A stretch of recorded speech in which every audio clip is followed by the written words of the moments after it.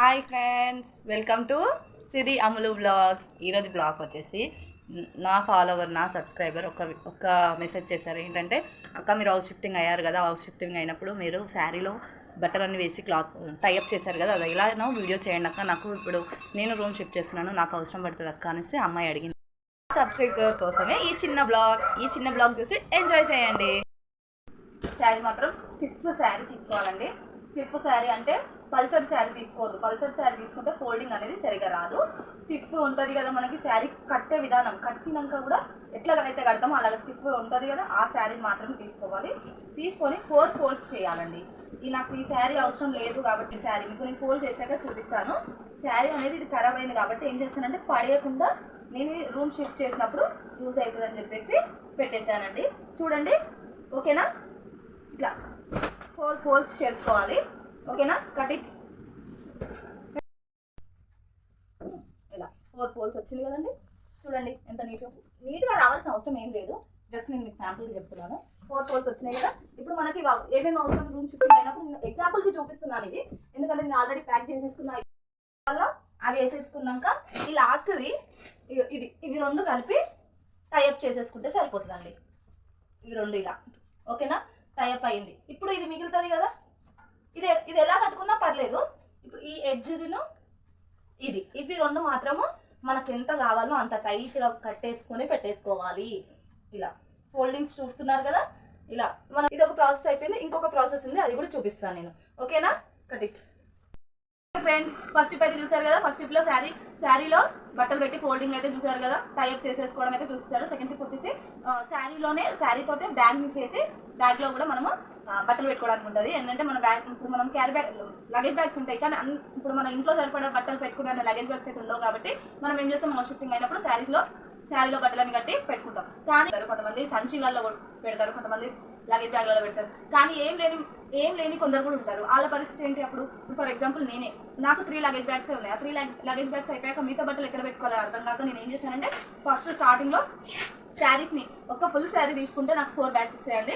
4 bags చేసి పెట్టేశాను. ఆ బ్యాగ్స్లో మొన్న బ్లాగ్లో మీరు చూడొచ్చు. ఆ బ్యాగ్లోనే నేను బట్టలన్నీ పెట్టాను కాబట్టి నేను శారీలోనే 4 బ్యాగ్స్ చేసి పెట్టేశాను. ఆ బ్యాగ్స్లోనే నేను బట్టలన్నీ పెట్టుకున్నాను.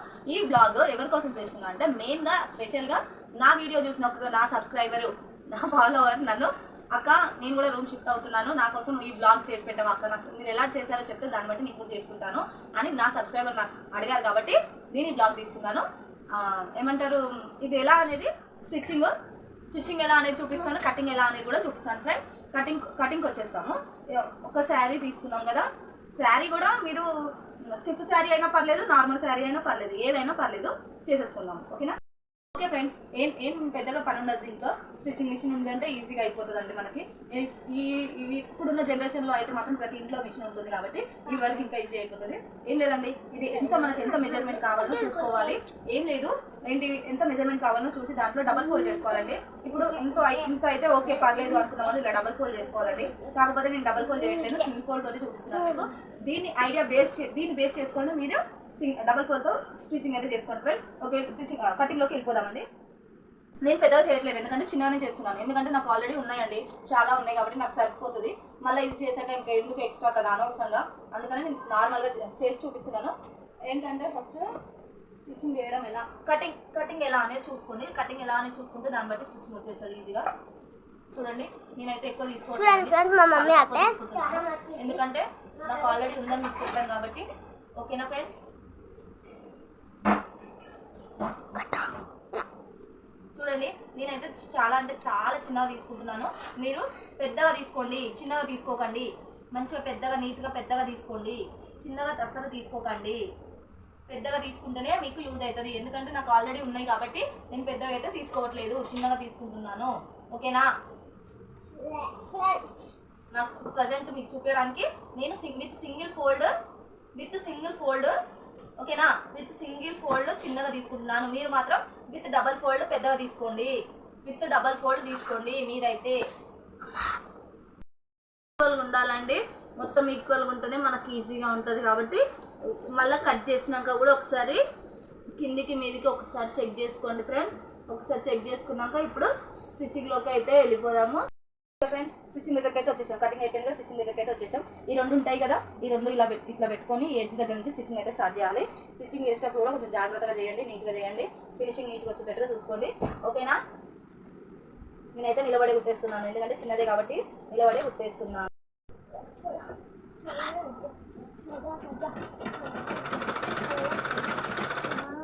చూస్తున్నారు కదా, దగ్గరికి పెట్టుకొని ఎలా అయితే స్టిచ్చింగ్ చేయాలి. ఏం లేదు ఫ్రెండ్స్, ఏంటంటే ఇది మెత్త కోసం ఎలా అయితే కుట్టుకుంటామో అలా కుట్టుకుంటే చూసారు కదా ఫ్రెండ్స్, చూసారు కదా ఎలా అవుతుందో అలా నీట్గా రావాలండి. నా మిషన్ కొంచెం ప్రాబ్లం ఉన్నట్టున్నది, అందుకే కొంచెం రైస్ ఉంది, అందుకే మధ్య మధ్య స్టక్ కూడా అవుతుందండి. చూడండి,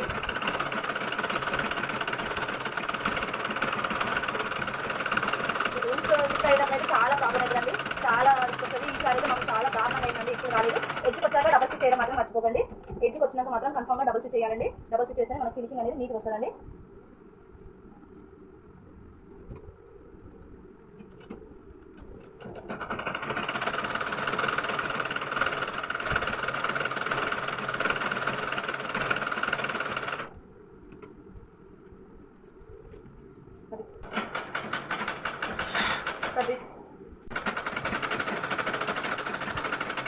మొత్తం ఎడ్జ్కి వచ్చినాక 1-2 సార్లు డబుల్ స్టిచ్ చేసుకోండి.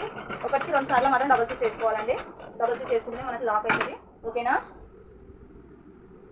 చూడండి, డబుల్ స్టిచ్ చేసుకోవాలండి. మొత్తం కూడా డబుల్ స్టిచ్ చేయండి. మళ్ళీ కూడా చూడండి, లగేజ్ అయితే వచ్చిందా, లగేజ్ బ్యాగ్ అయితే రెడీ అయిందా. ఇప్పుడు వీటికి నాడలు కూడా నేను టైఅప్ చేస్తాను. చూడండి, వచ్చిందా, లగేజ్ బ్యాగ్ వచ్చిందా.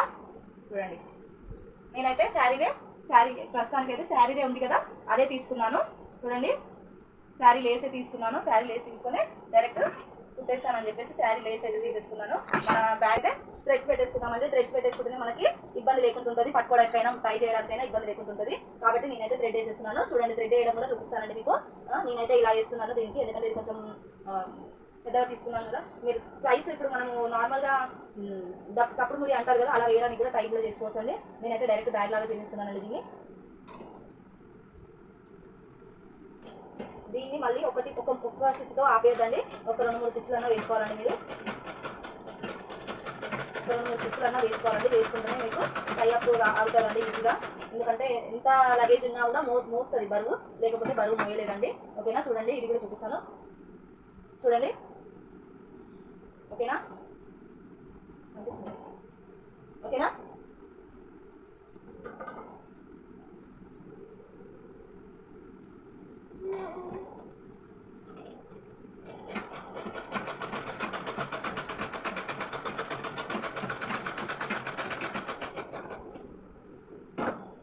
అప్పుడైతే స్టిచ్చింగ్ వచ్చిన వాళ్ళకైతే తెలిసిపోతుంది, ఎన్నిసార్లు వేసుకోవాలి ఏంటి అనేది తెలిసిపోతుంది. స్టిచ్చింగ్ రాని వాళ్ళ పరిస్థితి వాళ్ళకి తెలియదు కాబట్టి నేను మరీ చెప్తున్నాను. 1-2 సార్లు టైఅప్ చేయాలండి. మొత్తం ఫస్ట్ నుంచి ఎడ్జ్ మళ్ళీ లాస్ట్ వరకు 1-2 సార్లు చేసుకోవాలండి అన్ని.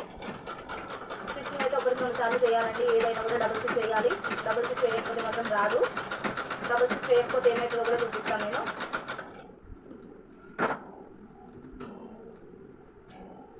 చూడండి, బ్యాగ్ అయితే రెడీ అయింది. చూసారా, బ్యాగ్ అయితే రెడీ అయింది. ఇదిగోండి చూడండి, ఇది ఇక్కడ డబుల్ స్టిచ్ ట్రిపుల్ స్టిచ్ చేయకపోతే మాత్రం ఇలా గుంజితే తెగిపోతుంది. ఇలా గుంజితే తెగిపోతుంది, వెయిట్ ఎక్కువైనా తెగిపోతుంది. కాబట్టి తెగకుండా ఉండాలి. ఎంత బరువైన మోయాలంటే మాత్రం మెయిన్లీ ఇంపార్టెంట్ ఇవి సైడ్ స్టిచెస్ అండి. సైడ్ స్టిచెస్ కూడా 2 టైమ్స్ చేయండి, డబుల్ స్టిచ్ చేయండి. నేను సింగిల్ స్టిచ్ చేశారు కదా అక్క మీరు, నేను సింగిల్ స్టిచ్ చేస్తానంటే నడవదండి. ఎందుకంటే నాకు అవసరం లేదు కాబట్టి, ఇది పిల్లలు యూజ్ చేసుకుంటారు కాబట్టి పిల్లల కోసం కుట్టాను. పిల్లలు పావులు గిన్నె వేసుకోవడానికి యూజ్ అవుతుంది కాబట్టి కుట్టాను, మీకు చూపిద్దాం అన్నట్టుగా. కన్ఫామ్గా డబుల్ స్టిచ్ చేయండి. ఓకేనా ఫ్రెండ్స్? మా వీడియో కనుక మీకు నచ్చినట్లయితే లైక్ చేయండి, షేర్ చేయండి, కామెంట్ చేయండి, అలాగే సబ్స్క్రైబ్ చేయండి. మరియు పక్కనున్న బెల్ గంటని మాత్రం గట్టిగా కొట్టండి.